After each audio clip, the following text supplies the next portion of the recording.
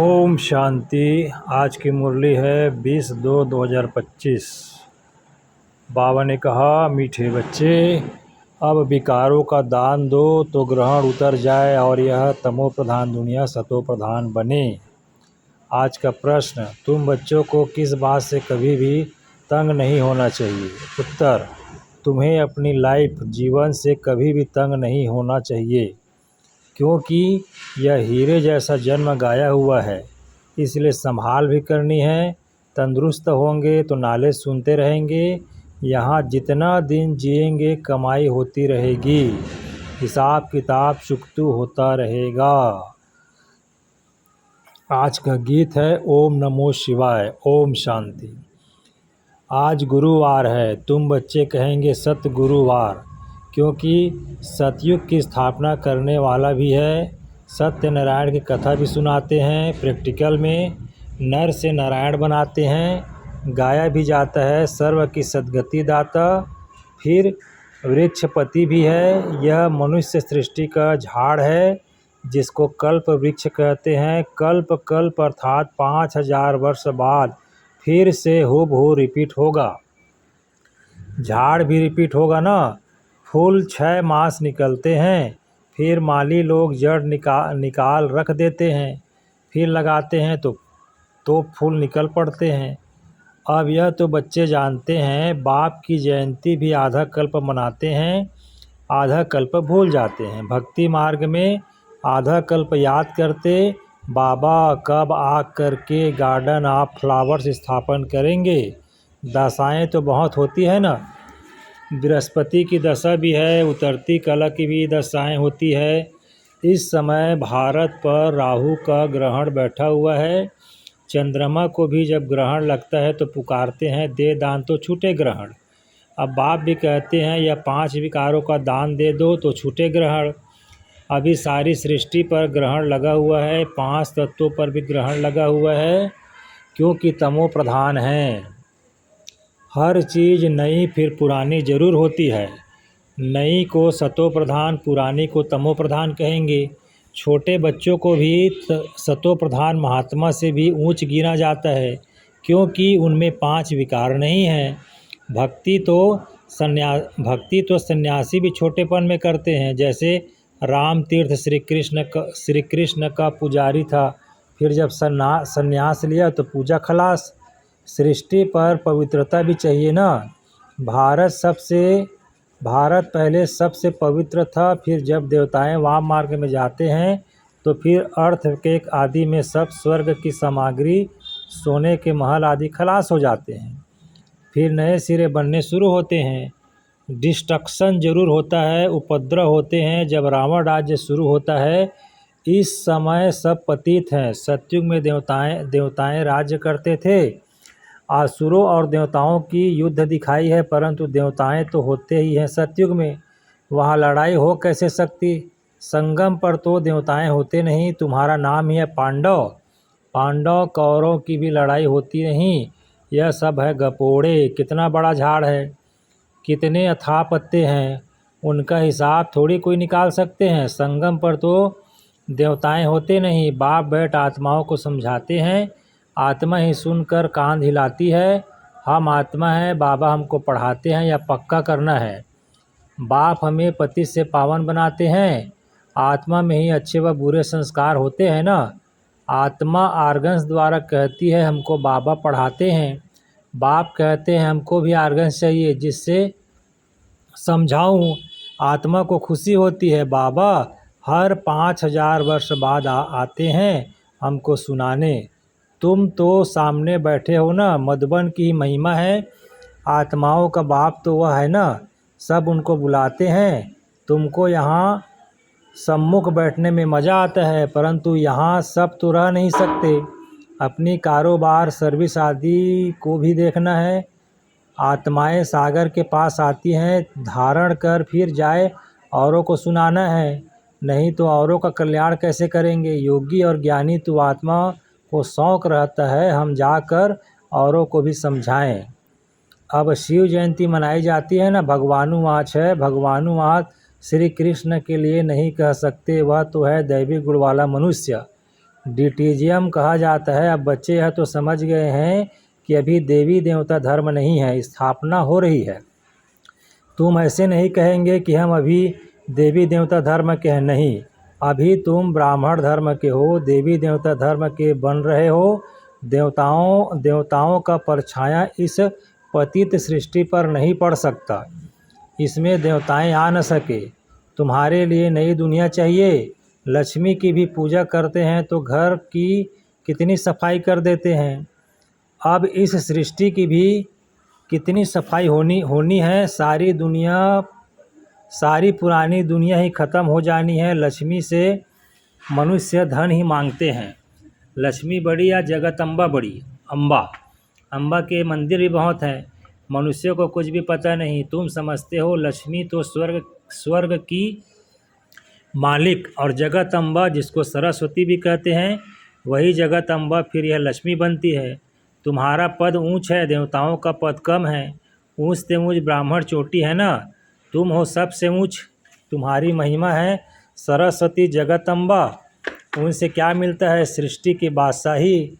वहाँ तुम धनवान बनते हो, फिर विश्व का राज्य मिलता है, फिर गरीब बनते हो, भक्ति मार्ग शुरू होता है, फिर लक्ष्मी को याद करते हैं। हर वर्ष लक्ष्मी की पूजा भी होती है। लक्ष्मी को हर वर्ष बुलाते हैं, जगदम्बा को कोई हर वर्ष नहीं बुलाते। जगदम्बा की तो सदैव पूजा होती है। जब चाहे तब अम्बा के मंदिर में जाएं। यहाँ भी जब चाहो जगदम्बा से मिल सकते हो। तुम भी जगदम्बा हो ना। सबको विश्व का मालिक बनने का रास्ता बतलाते हो, रास्ता बताने वाले हो। लक्ष्मी से सिर्फ धन मांगते हैं, उनके आगे तो सब कामनाएं रखेंगे। तो सबसे ऊंच मर्तबा तुम्हारा अभी है। जबकि बाप के आकर बच्चे बने हो, बाप वर्षा देते हैं। अभी तुम हो ईश्वरीय संप्रदाय, फिर होंगे दैवी संप्रदाय। इस समय सब मनोकामनाएं भविष्य के लिए पूरी होती है। कामना तो मनुष्य को रहती है ना, तुम्हारी सब कामनाएं पूरी होती है। यह तो आसुरी दुनिया। बच्चे देखो कितने पैदा करते हैं। तुम बच्चों को तो साक्षात्कार कराया जाता है। सत्युग में कैसे श्री कृष्ण का जन्म होता है, वहाँ तो सब कायदेशीर होता है, दुख का नाम नहीं रहता। उनको कहा ही जाता है सुखधाम। तुमने अनेक बार सुख में पास किया है, अनेक बार हार खाई है और जीत भी पाई है।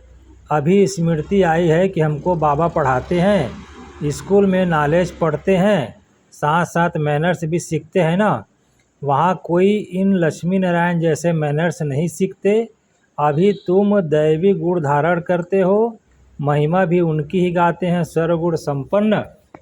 तो अभी तुमको ऐसा बनना है। तुम बच्चों को अपनी इस लाइफ से कभी तंग नहीं होना चाहिए, क्योंकि यह हीरे जैसा जन्म गाया हुआ है। इनकी संभाल भी करनी होती है। तंदुरुस्त होंगे तो नाले सुनते रहेंगे, बीमारी में भी सुन सकते हैं, बाप को याद कर सकते हैं। यहाँ जितना दिन जिएंगे सुखी रहेंगे, कमाई होती रहेगी, हिसाब किताब चुकतू होता रहेगा। बच्चे कहते हैं बाबा सतयुग कब आएगा, यह बहुत गंदी दुनिया है। बाप कहते हैं अरे पहले कर्मतीत अवस्था तो बनाओ, जितना हो सके पुरुषार्थ करते रहो। बच्चों को सिखलाना चाहिए कि शिव बाबा को याद करो। यह अभ्यविचारी याद, एक शिव की भक्ति करना, वह है अभ्यविचारी भक्ति, सतो प्रधान भक्ति। फिर देवी देवताओं को याद करना, यह है सतो भक्ति। बाप कहते हैं उठते बैठते मुझ बाप को याद करो।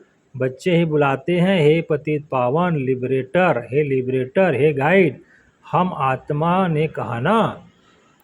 बच्चे याद करते हैं, बाप अभी स्मृति दिलाते हैं, तुम याद करते आए हो। हे दुख हरता सुख करता हो, आकर दुख से छुड़ाओ, लिबरेट करो, शांति धाम में ले जाओ। बाप कहते हैं तुमको शांति धाम में ले जाऊंगा, फिर सुख धाम में मैं तुमको साथ नहीं देता हूँ, साथ अभी ही देता हूँ। सभी आत्माओं को घर ले जाता हूँ। मेरा अभी पढ़ाने का साथ है। और फिर वापस घर ले जाने का साथ है। बस मैं अपना परिचय तुम बच्चों को अच्छी रीति बैठ सुनाता हूँ। जैसे जैसे तुम पुरुषार्थ करेंगे उस अनुसार फिर वहाँ प्रारब्ध पाएंगे। समझ तो बाप बहुत देते हैं, जितना हो सके मुझे याद करो तो विकर्म विनाश होंगे और उड़ने से पंख मिल जाएंगे। आत्मा को कोई ऐसे पंख नहीं है, आत्मा तो एक छोटी बिंदी है। किसको यह पता नहीं है कि आत्मा में कैसे 84 जन्मों का पाठ नूंधा है। ना आत्मा का किसी को परिचय है, न परमात्मा का परिचय है। तब बाप कहते हैं मैं जो हूँ जैसा हूँ मुझे कोई भी जान नहीं सकता, मेरे द्वारा ही मुझे और मेरी रचना को जान सकते हैं। मैं ही आकर तुम बच्चों को अपना परिचय देता हूँ, आत्मा क्या है वह भी समझाता हूँ। इनको सोल रियलाइजेशन कहा जाता है। आत्मा भ्रिकुटी के बीच में रहती है, कहती भी है भ्रिकुटी के बीच चमकता है जब सितारा, परंतु आत्मा क्या चीज़ है यह बिल्कुल कोई नहीं जानते। जब कोई कहते हैं कि आत्मा का साक्षात्कार हो तो उन्हें समझाओ कि तुम तो कहते हो भ्रिकुटी के बीच स्टार है, स्टार को क्या देखेंगे। टीका भी स्टार का ही देते हैं, चंद्रमा में भी स्टार दिखाते हैं, वास्तव में आत्मा है स्टार। अभी बाप ने समझाया है तुम ज्ञान स्टार्स हो, बाकी सब सूर्य चांद सितारे तो मांडवे को रोशनी देने वाले हैं, वह कोई देवताएं नहीं है। भक्ति मार्ग में सूर्य को भी पानी देते हैं, भक्ति मार्ग में यह बाबा भी सब करते थे। सूर्य देवताय नमः, चंद्रमा देवताय नमः कहकर पानी देते थे। यह सब है भक्ति मार्ग। इसने तो बहुत भक्ति की हुई है। नंबर 1 पूज्य तो फिर नंबर 1 पुजारी बने हैं। नंबर तो गिनने हैं ना, रुद्र माला के भी नंबर तो है ना, भक्ति भी सबसे जास्ती इसने की है। अब बाप कहते हैं छोटे बड़े सबकी वानप्रस्थ अवस्था है, अभी मैं सबको ले जाऊंगा, फिर यहाँ आएंगे ही नहीं। बाकी शास्त्रों में जो दिखाते हैं प्रलय हुई, जलमय हो गई, फिर पीपल के पत्ते पर श्री कृष्ण आया। बाप समझाते हैं सागर की कोई बात नहीं, वहाँ तो गर्भ महल है जहाँ बच्चे बहुत सुख में रहते हैं। यहाँ गर्भ जेल कहा जाता है, पापों की भोगना गर्भ में मिलती है। फिर भी बाप कहते हैं मन मनाभ मुझे याद करो।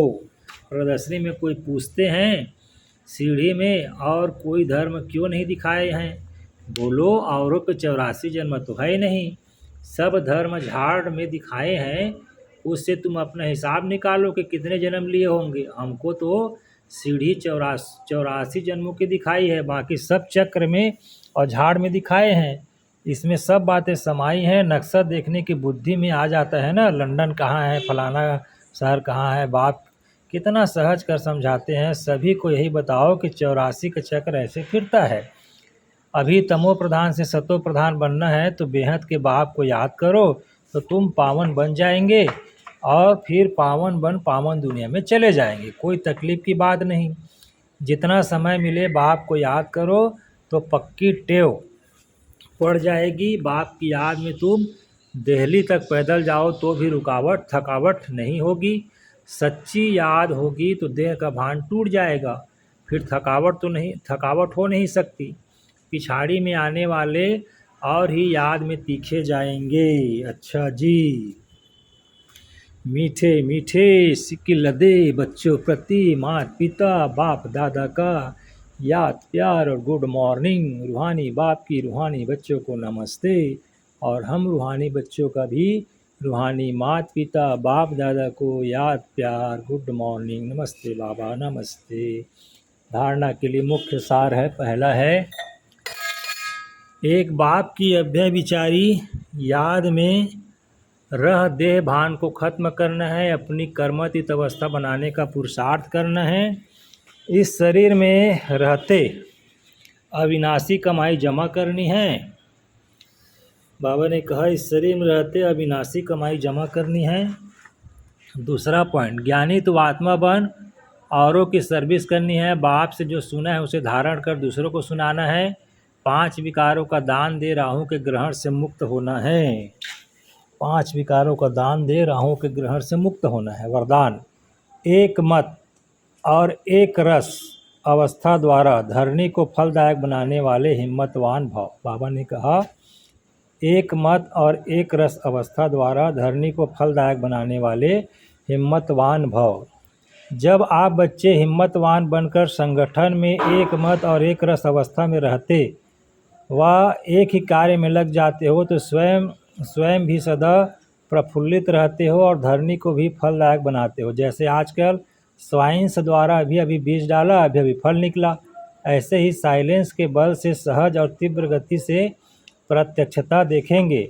जब स्वयं निर्विघ्न एक बाप की लगन में मगन एक मत और एक रस रहेंगे तो अन्य आत्माएं भी स्वतः सहयोगी बनेंगी और धरनी फलदायक हो जाएगी। अच्छा जी, आज का स्लोगन है, बाबा ने कहा, जो अभिमान को समझ लेते वह निर्माण नहीं रह सकते। अव्यक्त सारे एकांत प्रिय बनो, एकता और एकाग्रता को अपनाओ। एकांतवासी और रमणीकता दोनों शब्द में बहुत अंतर है, लेकिन संपूर्णता में दोनों ही समानता रहे। जितना ही एकांतवासी उतना ही साथ साथ रमणीकता भी हो। एकांत में रमणीकता गायब नहीं होनी चाहिए, दोनों समान और साथ साथ रहे। अभी अभी एकांतवासी, अभी अभी रमणीक। जितनी गंभीरता उतना ही मिलनसार हो। मिलनसार अर्थात सर्व के संस्कार और स्वभाव से मिलने वाला। अच्छा जी, ओम शांति, ओम शांति।